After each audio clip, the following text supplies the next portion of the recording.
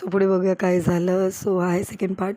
आम्ही पूर्ण गजानन मार्केट फिरलो, एक गल्ली नाही सोडली, कारण काही गोष्टी चेरीच्या भेटत नव्हत्या. मोस्टली त्याचे शूज, त्याची साईजच भेटत नव्हती. खूप फिरलो दमलो अक्षरशः, पण फायनली एक ठिकाणी भेटलं. त्यानंतर मग आम्ही वैतागलो आणि गेलो उसाचा रस प्यायला.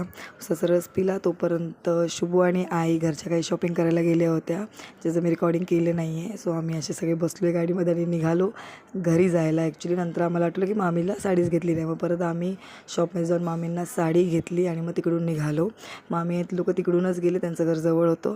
तर बाहुबली घेत होते बिर्याणी, तोपर्यंत चेरी चालवतो एक गाडी आणि हगीजवरती. मग आम्ही घरी पोहोचलो इतकं सारं सामान घेऊन. खूप लेट झालं होतं, मला वाटतं 11 वाजलेच होते. सो घरी गेलो, फ्रेश झालो आणि ही चेरीची न्यू चेअर आहे, त्याच्या आतूने घेतलेली आहे. घरी गेलो, बिर्याणी खाल्ली आणि त्यानंतर एक आईस्क्रीम खाल्ली आणि शांतपणे